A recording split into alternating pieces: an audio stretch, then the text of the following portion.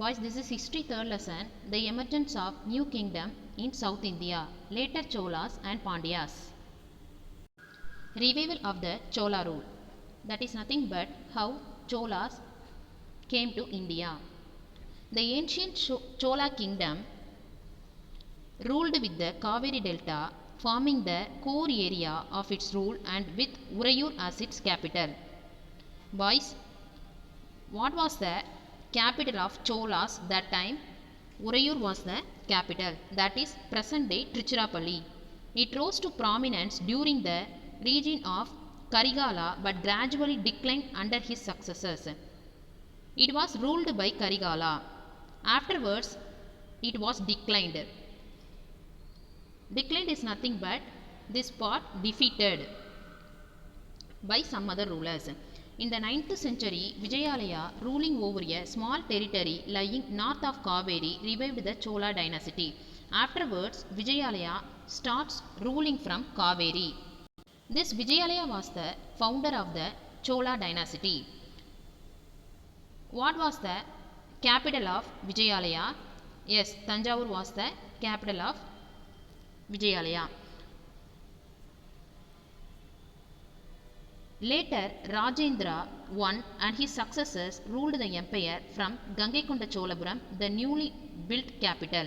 So afterwards, they started ruling from Gangaikonda Cholapuram. That is the new capital for Chola dynasty. Rajaraja I. Rajaraja I was the most powerful ruler of the Chola empire. He established Chola authority over large parts of South India. His much acclaimed naval expeditions led to the expansion of Cholas into the west coast and Sri Lanka. So naval means nothing but sea expeditions.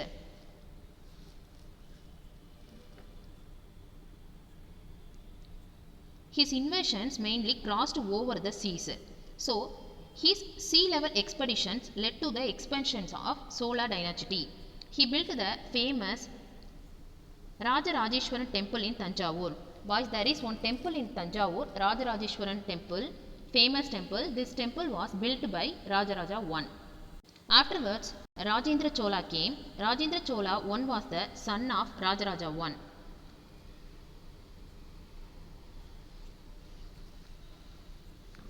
The Chola Empire remained a powerful force in South India during his reign. The Chola Empire turned as a very powerful rule under the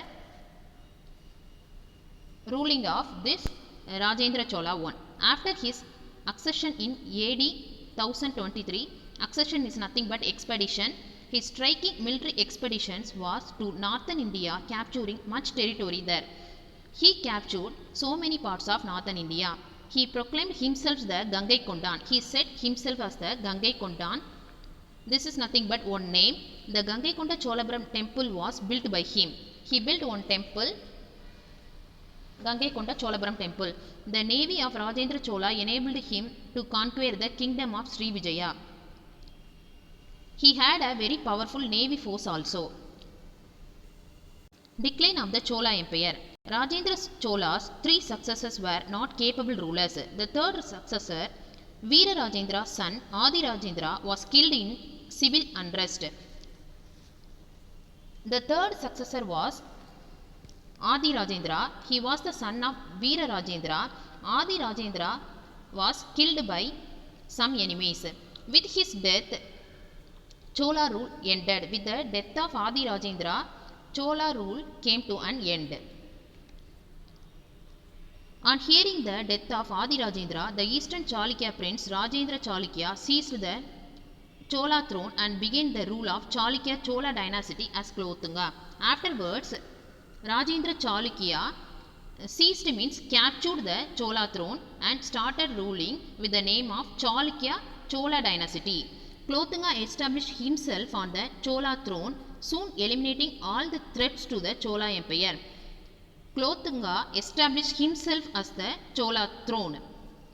He avoided unnecessary wars and earned the goodwill of his subjects. He avoided many unnecessary wars. He didn't do any unnecessary wars, but Kulothunga lost the territories in Ceylon. But in Ceylon, Kulothunga lost many of his territories. The Pandya territory along began to slip out of Chola control. Kanjipuram was lost to the Telugu Cholas. Telugu Cholas captured the place Kanjipuram. The year 1279 marks the end of Chola dynasty when the king Maravarman Kulasekara Pandian I defeated the last king Rajendra Chola III. Boys, Maravarman Kulasekara Pandya was the Pandya king, Rajendra Chola was the Chola king. Okay. So due to this fight between Maravarman and Rajendra, what happened? Chola dynasty came to an end and Pandya dynasty started. Administration. The central administration was in the hands of the king. As the head of the state, the king enjoyed enormous powers. King only had all the powers. The king's orders were written down in palm leaves by his officials or inscribed on the temple walls.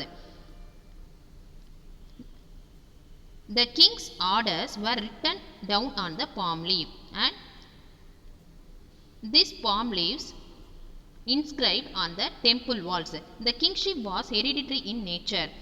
The ruler selected his eldest son as the heir apparent. He was known as Yuvaraja.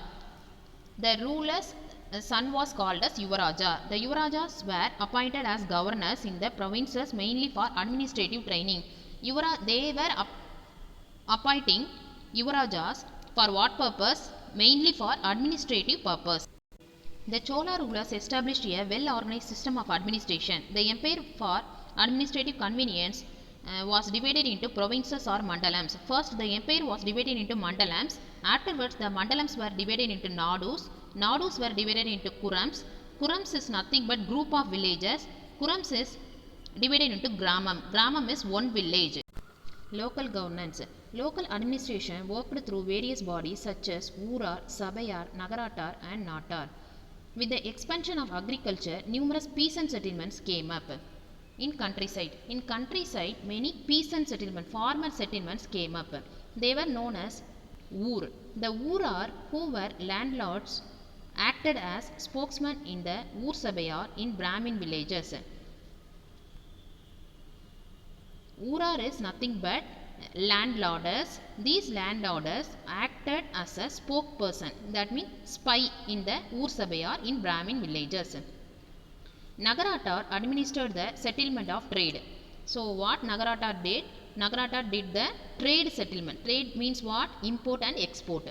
However, skilled artisans like masons, blacksmiths, goldsmiths, weavers and potters also lived in Nagaram.